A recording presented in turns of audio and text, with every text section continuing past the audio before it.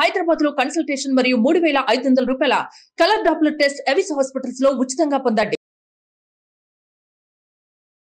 Hi hello నమస్తే welcome back to Suman TV. ప్రస్తుతం మనతో పాటు ఉన్నారు motivational speaker, public speaker, family counsellor Rajani Rama గారు. మరి ఈరోజు నాకైతే ఒక డౌట్ ఉంది. అదేంటంటే అబ్బాయిలు అమ్మాయిల కోసం తపన పడుతూ ఉంటారనేది మనం వింటూనే ఉంటాం కదా. అబ్బాయిలు ఎంతసేపు కూడా అమ్మాయిని పడేయాలి, అమ్మాయిని చూడాలి, అమ్మాయిని నన్ను ఇష్టపడాలి అని మాట్లాడుతూ ఉంటారు. మరి అమ్మాయిల సంగతి ఏంటి? అమ్మాయిలు కూడా అంతేనా? అబ్బాయిల కోసం తపన పడుతూ ఉంటారా? అసలు అమ్మాయిల మెంటాలిటీ ఎలా ఉంటుంది, అబ్బాయిల మెంటాలిటీ ఎలా ఉంటుందా? మరి వీటి గురించి మేడంతో మాట్లాడదాం. నమస్తే మ్యామ్. నమస్తే నవీన్. అమ్మాయిలు కూడా అలాంటి మనస్తత్వంతో ఉంటారంటారా? బ్యాలెన్స్ ఇప్పుడు ప్రతి దాంట్లోనూ వాళ్ళు ఉంటారు, వీళ్ళు ఉంటారు. ఒకళ్ళ వైపే అనేది ఏముంటుంది, ఉండదు. ఇప్పుడు ప్రస్తుతం మనం చాలా కేసెస్ చెప్పుకుంటున్నాం, చూస్తున్నాం. ఏంటనంటే కేవలం ఒక బిజినెస్ మైండ్తో చూసే అమ్మాయిలు ఉన్నారు, అలాగే బిజినెస్ మైండ్తో చూసే అబ్బాయిలు ఉన్నారు. కానీ ప్రేమ కోసం ప్రాణం తీసుకునే అమ్మాయిలు ఉన్నారు, అబ్బాయిలు ఉన్నారు. మరి అమ్మాయి ఇష్టపడిన అబ్బాయి మాత్రమే బాగా ప్రేమించి తపన పడి ఆవేదన చెందే అబ్బాయిలు ఉన్నారు, అలాగే అమ్మాయిలు కూడా ఉన్నారు. అంటే ఇటు తీసుకున్నా అటు తీసుకున్నా అంతా కూడా సమానంగానే ఉన్నారు.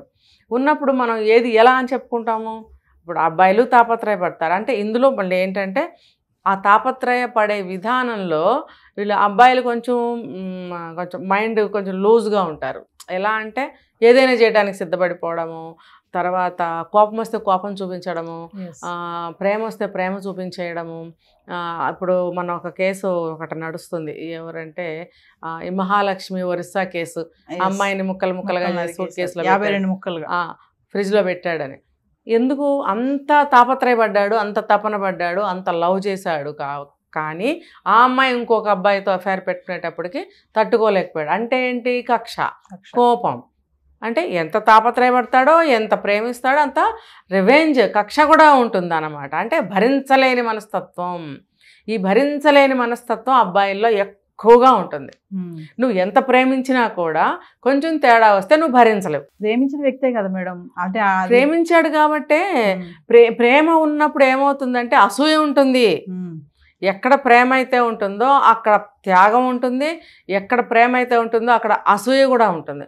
ఎందుకంటే ఇది నాది అని అన్నప్పుడు ఎవరు మాట్లాడకూడదు, ఎవరు చూడకూడదు. ఇంకొంచెం ఎక్కువైతే అది అనుమానంలోకి దారితీస్తుంది, ఇంకొంచెం ఎక్కువైతే కక్షల్లోకి దారితీస్తుంది, చంపే వరకు వెళ్తుంది. ఏంటి? అబ్బో నాకు ప్రేమ అంటాడు చివరికి. నేను ఇంత తాపత్రయపడుతున్నాను, అడిగిందల్లా తీసుకొచ్చాను, ఎక్కడికి వెళ్ళాలంటే అక్కడ తీసుకెళ్తున్నాను, ఏది కావాలంటే అది కొనిస్తున్నాను, నా ప్రాణం పెడుతున్నాను అని అంటున్నావు. కానీ నీ అతి తాపత్రయము, నీ అతి ప్రేమ మరి ఎటు దారితీస్తుందో అబ్బాయి తెలుసుకోవాలి. అయితే ఇటు అమ్మాయి గురించి ఆలోచించాల్సి వస్తే నిజంగా ఇంత లేదు కానీ బాగా ప్రేమిస్తున్నాడు, నీకేది తక్కువ అవుతుందా, నీకేం లోటు లేకుండా చూసుకోవాలని తాపత్రయపడుతున్నాడు అనే విషయం తను గ్రహించాలి.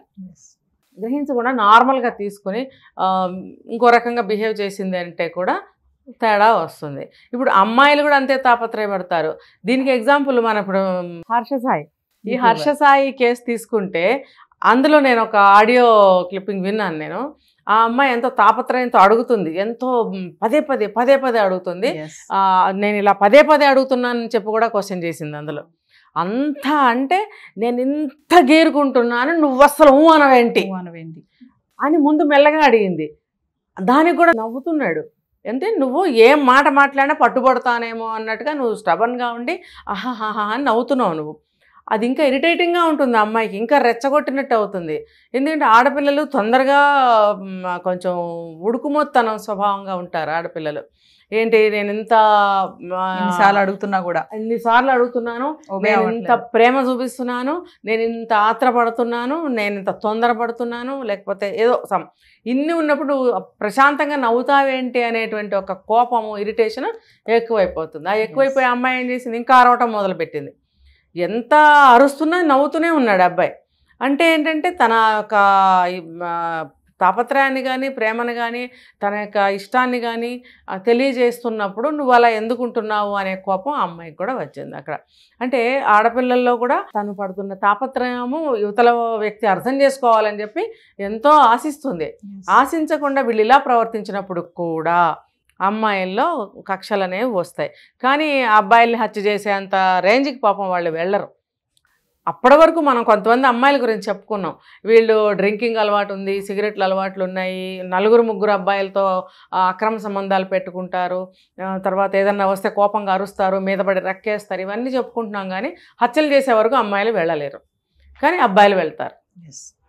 ముందు ఒకటి తెలుసుకోవాలి, నువ్వు తాపత్రయపడుతున్నావు సరే, అతనికి ఉందా అంత తాపత్రయము అనేది తెలుసుకో. ఇంకొకటి ఏంటంటే, నువ్వు ఇష్టపడుతున్నావు సరే, నిన్ను అతను ఇష్టపడుతున్నాడా లేదా తెలుసుకో. మూడోది, నువ్వు ఇష్టపడి వెళ్ళకు.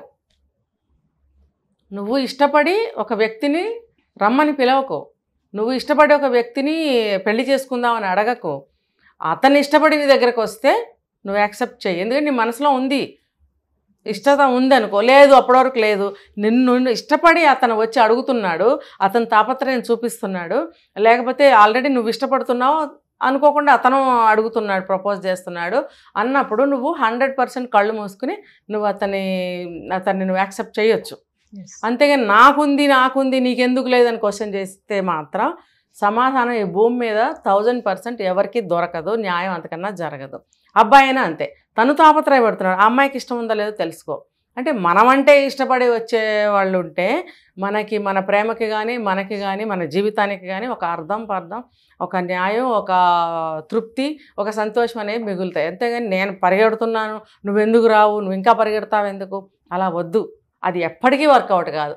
ఏదో బలవంత బ్రాహ్మణార్థం అన్నట్టు బలవంతంగా కనుక ఒప్పుకుని బలవంతంగా పెళ్లి చేసుకుంటే కూడా కొద్ది రోజులకి మళ్ళీ వస్తాయి ఇద్దరికి. మేడం, మీరు బ్యాలెన్సింగ్గా చెప్తున్నారు, అబ్బాయికి ఎంత ఉంటుందో అమ్మాయికి కూడా అంతే ఉంటుంది అంటున్నారు కదా.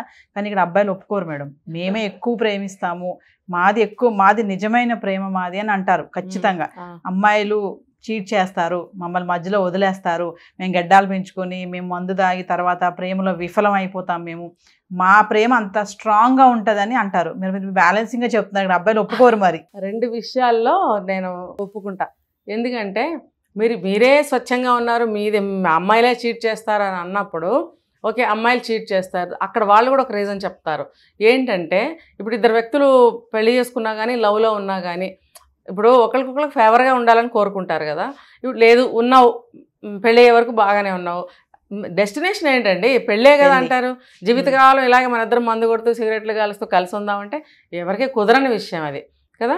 కాబట్టి డెస్టినేషన్ అనేది మ్యారేజ్ చేసుకున్న తర్వాత కూడా తను అలాగే ఉన్నాడు అనుకోండి, తన పద్ధతులు బాగలేదు, తను చెప్పిన మాట వినడు, లేకపోతే తను అన్నదే చేయాలని అంటాడంటే ఆ అమ్మాయి ఏకీపించకపోవచ్చు. అప్పుడు కొంచెం స్టార్ట్ అవుతాయి, అప్పుడు గొడవలు, లేకపోతే ఆ అమ్మాయి వదిలేసి వెళ్ళిపోతుంది. దానికి వీళ్ళు ఏం పేరు పెడతారంటే చీటింగ్ అంటారు.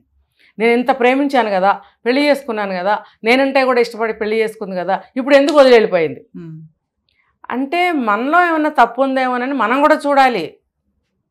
ఇప్పుడు మన అమ్మాయి అయినా సరే మన అబ్బాయి అయినా సరే మనం కూడా ఇలా ఆలోచించాల్సిన అవసరం ఎంతైనా ఉంది. ఇప్పుడు ఏమి జరిగింది అట్లా వెళ్ళిపోరు, ఒకే ఒక కండిషన్లో వెళ్తారు. ఏంటంటే ఒక మొగుడు సరిపోడు, ఒక భార్య సరిపోదు అనుకున్నప్పుడు మాత్రమే చీటింగ్ చేసి వెళ్ళిపోతారు. అనదర్ కేసెస్ అది వేరు, అవి ఇందులోకి రావు. జనరల్గా ఇలా ఉంది అని అంటే రన్నింగ్లో రెగ్యులర్ లైఫ్లో మనం ఏదైతే విసిగిపోతామో అప్పుడు వెళ్ళిపోవడానికి అవకాశం ఉంది. దాని పేరు చీటింగ్ అంటే ఎలా? ఇప్పుడు ఏ కారణం లేదే నువ్వు ఇష్టపడే అమ్మాయి, నిన్ను కూడా ఇష్టపడే అమ్మాయి వెళ్ళిపోయిందంటే దాని పేరు చీటింగ్ అని పెట్టుకోకూడదు. ఇప్పుడు అదే పని అబ్బాయి చేస్తే అమ్మాయి ఏమనుకోవాలి, చీటింగ్ అనుకోవాలిగా కదా.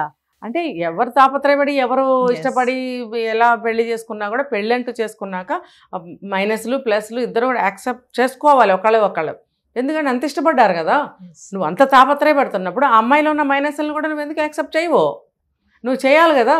ఆ అమ్మాయి తెల్లగా ఉంది, ఓకే, జుట్టింతే ఉంది, మరి దీన్ని యాక్సెప్ట్ చేయాలి. లేదు, ఆ అమ్మాయి వంట బాగా చేస్తుంది, లేకపోతే ఇంకొక పనిలో ఏదో సరిగ్గా ఉండదు, అది నీకు పెళ్ళికి ముందు బయటపడవు, పెళ్ళి అయిన తర్వాత బయటపడతాయి. అప్పుడు నువ్వు అది ఒప్పుకున్నప్పుడు ఇది ఒప్పుకో, లేకపోతే నీలో కూడా దురద స్టార్ట్ అవుతుంది. అప్పుడు ఏదో అనుకున్నాను, ఇప్పుడు ఏమీ నాకు థ్రిల్లింగ్ లేదురా, బయటవాడికి చెప్తావు వెళ్ళి ఫ్రెండ్స్కి. నువ్వు భార్య గురించి ఫ్రెండ్స్కి ఎందుకు చెప్తావు? భార్యతోనే చెప్పు, వాడు వచ్చి తీరుస్తాడా? తీర్చకపోగా నీ హోల్స్ అన్నీ ఇస్తున్నావు వాడికి, నీ లూప్ హోల్స్ అన్నీ అందిస్తున్నావు. ఏ హోల్స్ అందిస్తున్నావు? భార్యాభర్తలు మాత్రమే కలిసి ఉండి కాపురం చేసే విషయంలో, సంసారంలోని విషయాలు అనేటువంటి లూప్ హోల్స్ నువ్వు ఫ్రెండ్తో షేర్ చేసుకుంటున్నావు. ఇది ఎంత అవివేకమైన విషయం. ప్రతి అమ్మాయి ప్రతి అబ్బాయి పెళ్లి చేసుకునే ముందు ఇది ముందు తెలుసుకోవాల్సిన విషయం. పెళ్ళైన తర్వాత భార్యాభర్తల విషయము భర్త భార్యకి, భార్య భర్తకి మాత్రమే చెప్పుకోవాల్సినవి. మూడో వ్యక్తికి ఎవరికి నరమానవుడికి కూడా చెప్పకూడదు. కానీ సమస్యలు అంత ఉధృతంగా అంత పెద్దగా వస్తున్నప్పుడు చెప్పాలని అనిపిస్తుంది. మరి ఎవరికైనా చెప్పాలనిపిస్తుంది, తల్లిదండ్రులకైనా చెప్పాలనిపిస్తుంది, ఫ్రెండ్స్కైనా చెప్పాల్సి వస్తుంది. కానీ అలాంటప్పుడు ఏం చేస్తారంటే మరీ చేయి దాటిపోతున్నాయి అనుకున్నప్పుడు తల్లిదండ్రులతో చెప్పండి, వాళ్ళకు దారి వెతుకుతారు. వాళ్ళకంటే వెల్ విషర్స్ ఎవరు ఉండరు కదా. అంతే ఫ్రెండ్కి చెప్తే వాడు నీ వయసే, ఆ అమ్మాయి నీ వయసే, నీకేం సలహా ఇస్తుంది? ఒక కుంటివాడి దగ్గరికి వెళ్ళి ఆశీర్వాదం తీసుకోండి, నువ్వు నాలాగే కుంటివాడిలాగా ఉండాలని ఆశీర్వదిస్తాడా? అంతే అని చెప్తారు కొంతమంది. కానీ నాలా కాకుండా మంచి జీవితం కూడా దీవించే వాళ్ళు కూడా ఉన్నారు. కానీ జనరల్గా ఇలా అంటారు.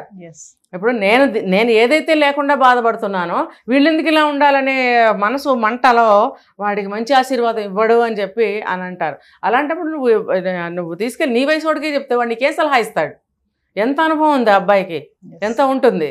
కాబట్టి ఇంట్లో భార్యాభర్తల విషయాలు ఫ్రెండ్స్తో చెప్పాల్సిన అవసరమే లేదు. చెప్తే తల్లిదండ్రులతో చెప్పండి అంతే, ఎవరికి చెప్పాల్సిన అవసరం లేదు. అలాంటప్పుడు ఎవరి మీద నిందలు వేసుకోవాల్సిన అవసరం కూడా లేదు. నాకు అర్థమైంది మేడం. అంటే మీరు చాలా కౌన్సిలింగ్ సెషన్స్ తీసుకుని ఉంటారు కదా, రకరకాల వ్యక్తులు వచ్చి ఉంటారు మీ దగ్గరికి. సో ఖచ్చితంగా వీళ్ళు ఎంత ఉన్నారో వీళ్ళు అంతే ఉన్నారని చెప్తున్నారు. ఎవరు ఎక్కువ కాదు, అంతే ఎవరు తక్కువ కాదు. Thank you ma'am.